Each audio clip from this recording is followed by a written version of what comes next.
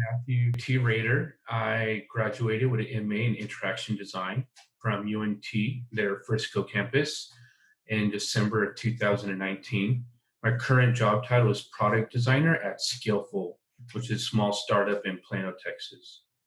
When I started, my plans after graduation was to just become a full-on UX/slash product designer. I wanted to move beyond just designing websites and coding and building websites. And I knew to, instead of just waiting years of incremental growth within a company, if I went and got a master's degree, that would help jumpstart that career pivot. And so when I enrolled at UNT, took the course and graduated, that pivot went real smoothly, thankfully, and I was able to have a strong portfolio, strong knowledge to move right into the career I wanted to be in, which is now product designer, and it's been a great experience so far.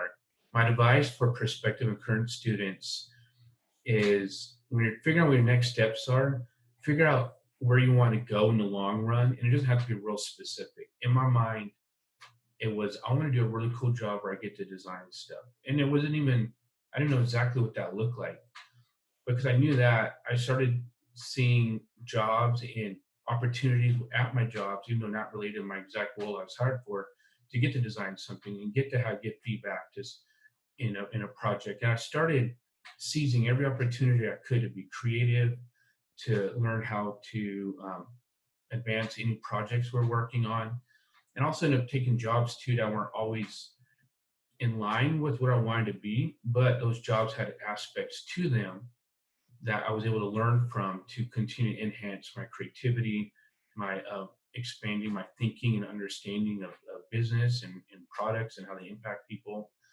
And a lot of those were just small steps in the journey.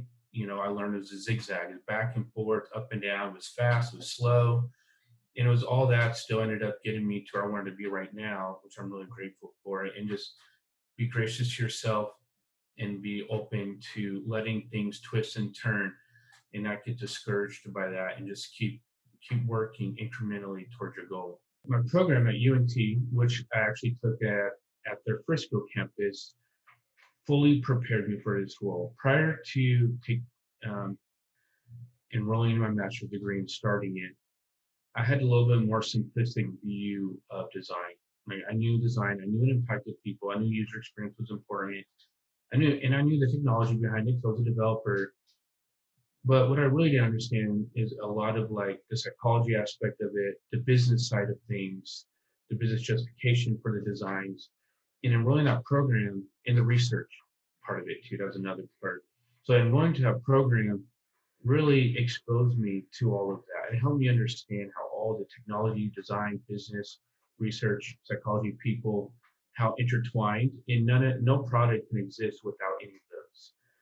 And so studying and researching in the amazing classes I took with Mike, Keith, and Troy really prepared me for this role in a way I see a lot of other people who've never studied UX or got a master's degree in it don't really know and don't really seem to really understand the depth of that aspect of creating products.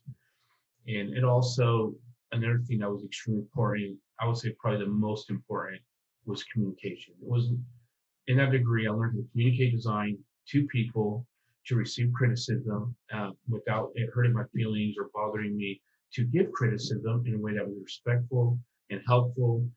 And that is like every day of my job. Every day, people are criticizing my designs. I'm giving feedback, giving ideas.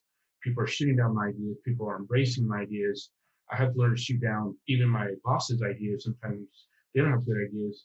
Learn how to do that in a way that they're willing to listen and trust me. And I learned so much of that in that degree, and it was just extremely powerful and amazing. And I really appreciate that.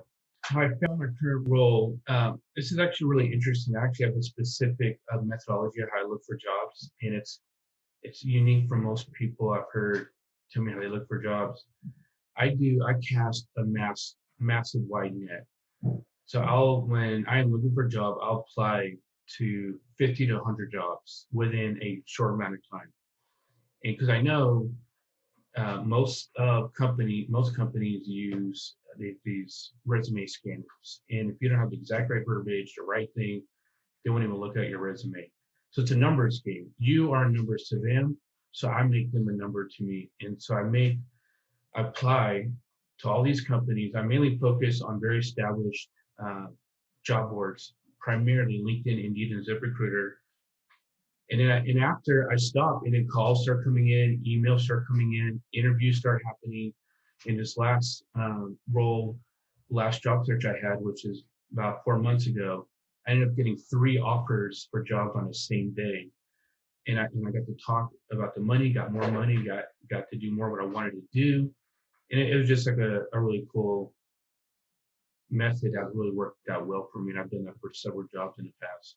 One of the hardest questions I've asked in an interview was recently, actually, it was during this recent job search.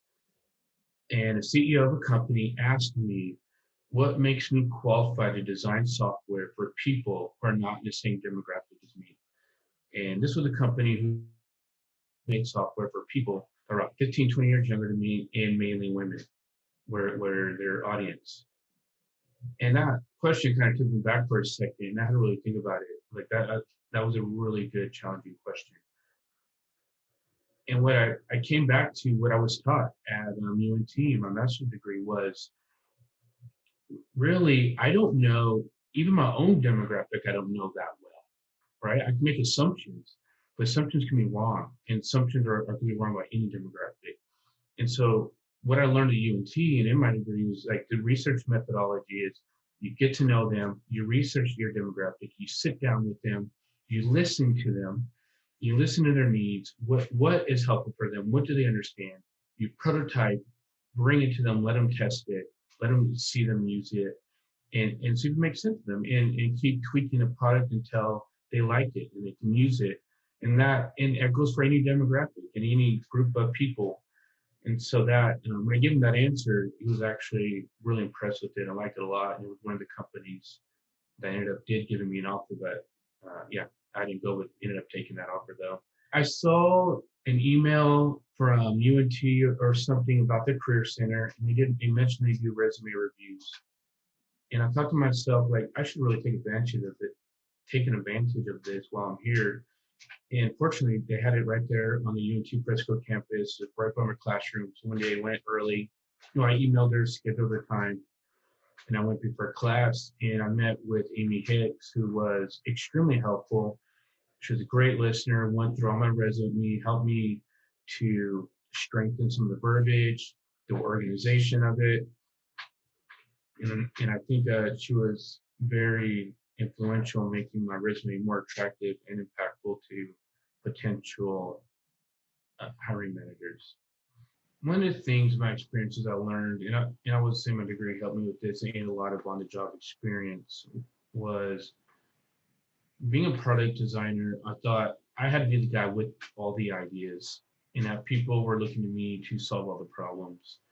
And yes, people do look to you to solve the problems, but I learned that everyone has great ideas to solve product problems or business problems or any kind of problem that we encounter every day. And so what I learned was, rather than making sure my ideas are heard, I started learning to make sure I hear everyone else's ideas.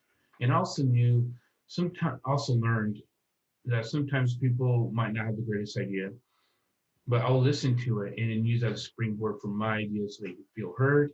My idea, they're more open to listening to my idea because I listened to them and I connected it to their idea, and it made them feel like their idea inspired my idea. And something actually did happen. I mean, it does happen where your idea inspires my idea, and that opens people up to trust you a lot. And so I started seeing myself more as a facilitator of good ideas rather than the sole generator of good ideas. And that goes for anyone in the company, from leadership to your boss to someone below you, someone that's your peer, a fellow coworker. It works the same, and everyone responds the same. And so I think it's a way to really become like a leader in the product design world or any job role that you have. That's how you lead, is people go to you for their ideas because they know you will listen. and then you will consider it and see how you can implement it. And you start seeing people to you more and more and more. And that's like a very organic way to build yourself into a leader. And I think that experience in my education, I've been learning how to do that well.